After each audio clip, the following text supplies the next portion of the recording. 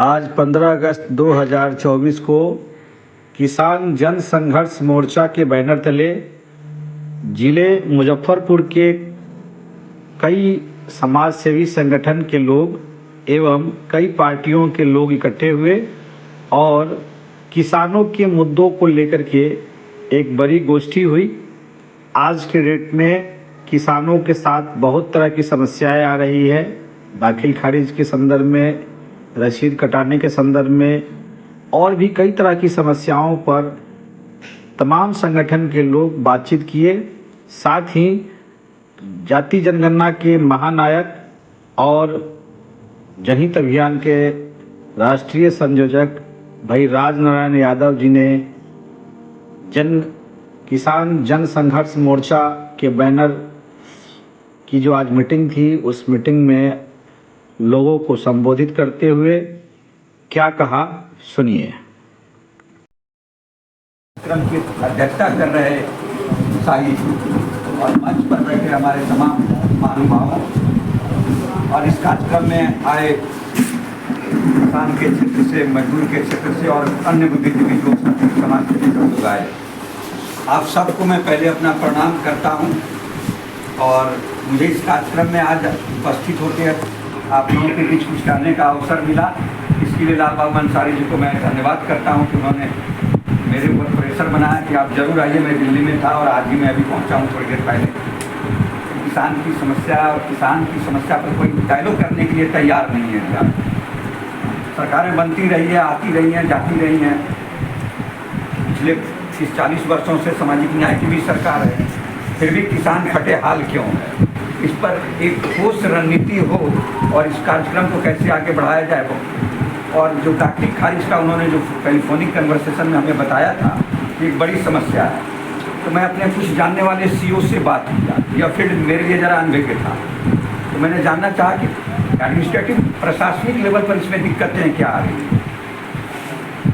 तो यहाँ नाम लेना उचित नहीं होगा। मुझे कई बिहार के सीईओ ने कहा कि सर, देश का ही सबसे भ्रष्ट डिपार्टमेंट, यहाँ बिना पैसे का काम नहीं होता। हम क्या ऐसा क्यों भाई? डीएम लेता है, कहाँ से आखिर इसकी जड़ें कहाँ सर ऊपर तक जड़? हमारी तो कोई औकात नहीं है। मुझे तो एक असाइनमेंट दिया जाता है कि आपको ये काम पूरा करना है और हम लोग करते हैं। सामने हम लोग होते हैं, इसलिए हम लोग दिखते हैं। मैंने कहा एक कोई मुजफ्फरपुर इलाका बिहार में मुझे लगता है कि एक बड़ी आंदोलन की सुगबुगाहट जो मैं महसूस कर रहा हूँ वो मुझे लग रही है। और आज आप लोगों के बीच जब मैं आया तो अंसारी जी को मैं फिर धन्यवाद दूंगा कि लाल बाबू जी इस उम्र में इन्होंने ऐसी पहल की है। बिहार में किसान आंदोलन नहीं, जब दिल्ली में पंजाब के, हरियाणा के, उत्तर प्रदेश के किसान इकट्ठा हुए थे तो उन लोगों का कहना था कि दिल्ली में, बिहार से भी दिल्ली में कुछ रिप्रेजेंटेटिव इस तरह से आए अलग अलग जिलों से, तो ताकत और मजबूत बने।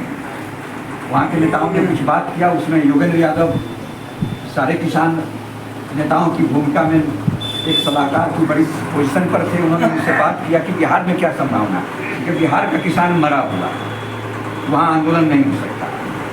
ये मेरे अपने जवाब थे और ये मैं इसलिए कहा कि इस तरह का जमात में बिहार में किसान के सवाल पर नहीं देखा था। बिहार को आता जाता था, लेकिन इस तरह का किसान के सवाल पर इतनी शालीनता के साथ सुनते हुए बैठ के, कितने घंटों से आप लोग बैठे हुए हैं, आराम से सुन रहे हैं, सब एक दूसरे से विमर्श कर रहे हैं, ऐसी मीटिंग मैंने नहीं देखी। इसलिए मैंने योगेंद्र यादव को कहा कि बिहार के किसान शायद ही इसमें शिरकत करें, इसकी संभावना मुझे नहीं लग रही। फिर भी मेरे भागलपुर में कुछ साथी थे, उनको मैंने कहा, यहाँ भी कोशिश मैंने की, बात उस लेवल तक बन नहीं पाई।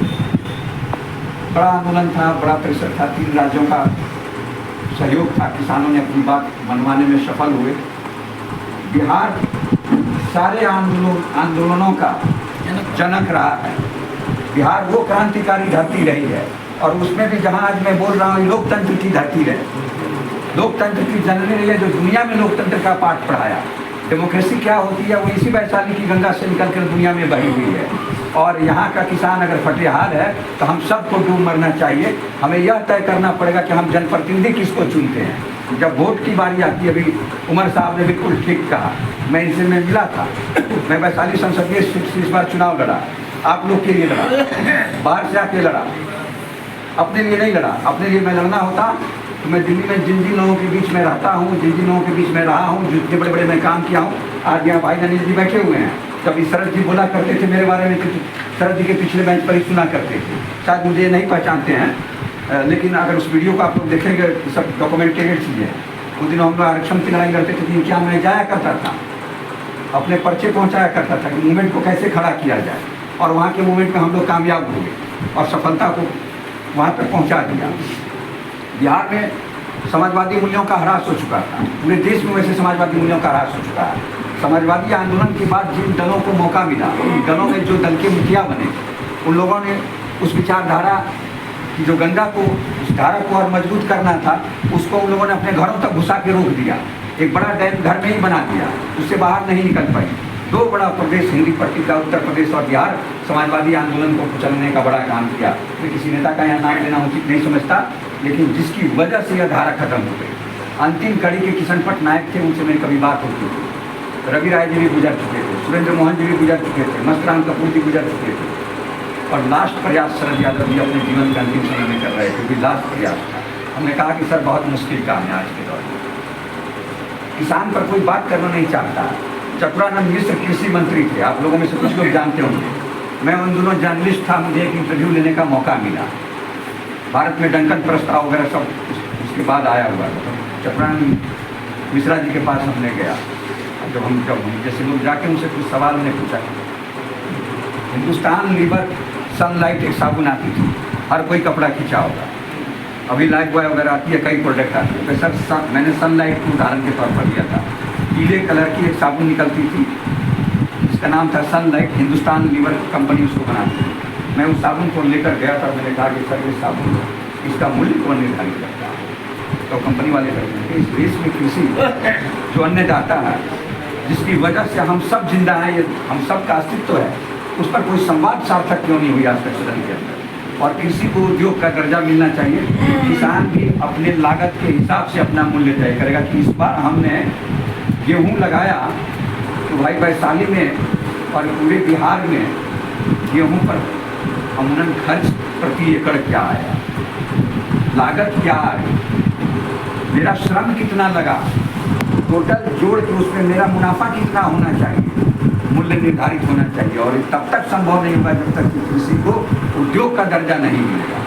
चतुरानंद मिश्र जी वामपंथी विचारधारा से जुड़े आदमी थे।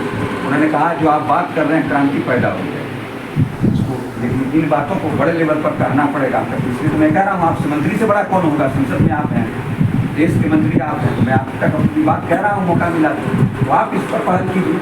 उसके बाद भूपेंद्र नारायण यादव जी को भी कृषि मंत्री बनने का मौका मिला, और पार्लियामेंट के लास्ट जीवन के पाली में वो कृषि के विकास के संबंधित हर मंत्रालय में एक कमेटी बनती है जो मिनी पार्लियामेंट कहलाती है। वो 30 लोगों की समूह की कमेटी होती है, राज्यसभा और लोकसभा से मिलकर वह कमेटी बनाई जाती है, और 30 मेंबर राज्यसभा लोकसभा मिलकर उसमें सदस्य और चेयरमैन होते हैं। तो उसके चेयरमैन थे भूपेंद्र नारायण यादव जी। कभी जाते जाते भी एक काम आप लोग कर जाइए, कम से कम इस रिपोर्ट में कहीं ना कहीं कृषि पर उद्योग की बात खड़ा कीजिए। आगे आने वाले समय में कोई अच्छा सांसद अगर जीत कर आता है, हो सकता है कि कृषि को उद्योग का दर्जा मिल जाएगा, तो हमारे देश के किसान फतेहाल नहीं रहे। आज हमारे साथियों ने यहाँ सवाल उठाया, कहा कि हरियाणा और पंजाब का किसान बेहतर, कारण कि वहाँ की सरकारें एक थी, वहाँ हर खेत तक पानी है। उसी तरह से केरल में भी आप जाएंगे तो जब मैं केरल में देखा कि एक दो घर यहाँ है, एक दो घर उस प्लॉट पर है, सड़कें इतनी सुंदर और बिजली वहाँ भी, पंप लगा हुआ, कुआं बड़ी बड़ी खुदी हुई है, उसमें पाइप लगा हुआ, खेत का पटवन हो रहा, वहीं परिवार के साथ रह रहा, काम कर रहा है। हरियाणा में भी आप गए होंगे बहुत सारे लोग, पंजाब भी गए होंगे। इस हरियाणा और पंजाब को कृषि और तमाम मामलों में सबसे समृद्ध राज्य बनाने वाला हमारे बिहार का लेबर भाई तो है, यही सब जाके वहाँ काम करता है, और बिहार को हम क्यों नहीं बना पा रहे हैं? तो कारण कहीं ना कहीं इसमें यहाँ की कृषि नीति उस तरह की नहीं है जिसकी वजह से ये परेशानियाँ झेलनी पड़ रही हैं। और हम जिसको चुनते हैं चुनाव में, उस समय हम ऐसी बैठक नहीं करते, हम ऐसी विचार नहीं करते।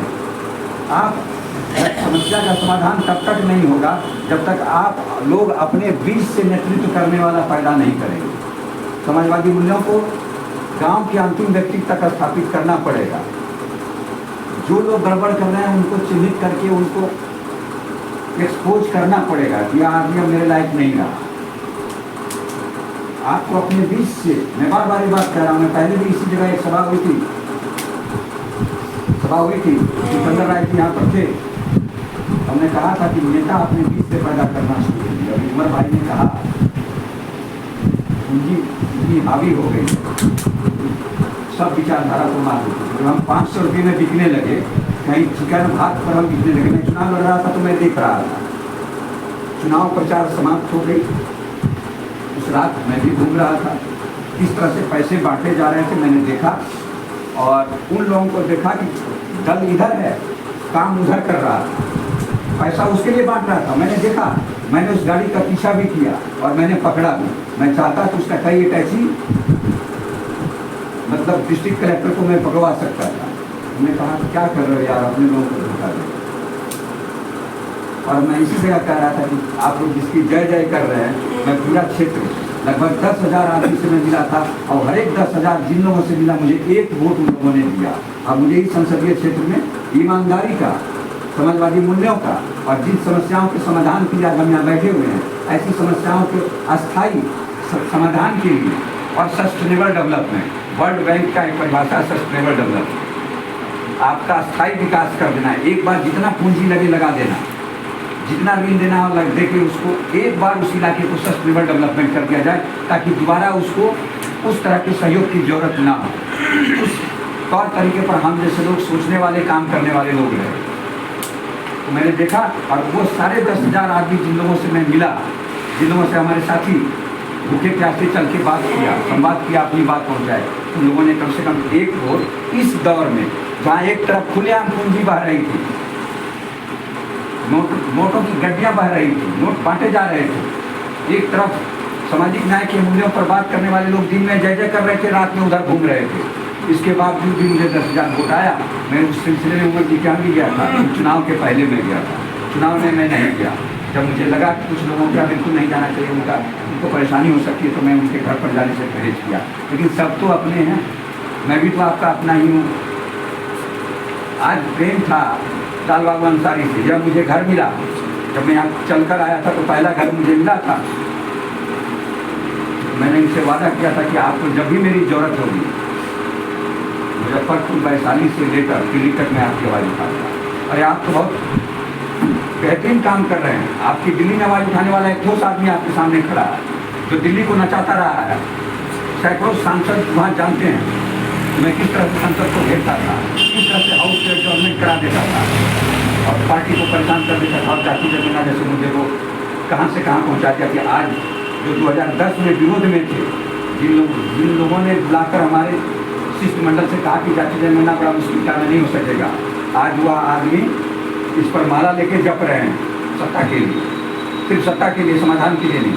मुझे कहा गया कि जब मैं चुनाव लड़के यहाँ से रिजल्ट के बाद जब गया तो मुझे कहा गया कि राजन जी आप अकेले इस तरह की बात कर रहे हैं, आपको वर्षों लग जाएगा। फिर डॉक्टर लोहिया आवाज़ ही उठाए थे, लोहिया को तो मौका नहीं मिला, लेकिन लोहिया के जो शिष्य निकल गया उन्होंने धोखा दे दिया, तो लोहिया की गलती तो थी नहीं।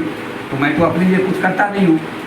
मैंने जब सारा चीज़ समाज को डोनेट कर दिया, अपने इस शरीर को भी मेडिकल कॉलेज को डोनेट कर दिया कि मैं कहीं भी मरूँ, विद्यार्थियों को पढ़ने के लिए मेरी शरीर वहाँ मेडिकल कॉलेज में पहुँचा दिया जाए, इसको नष्ट ना किया जाए।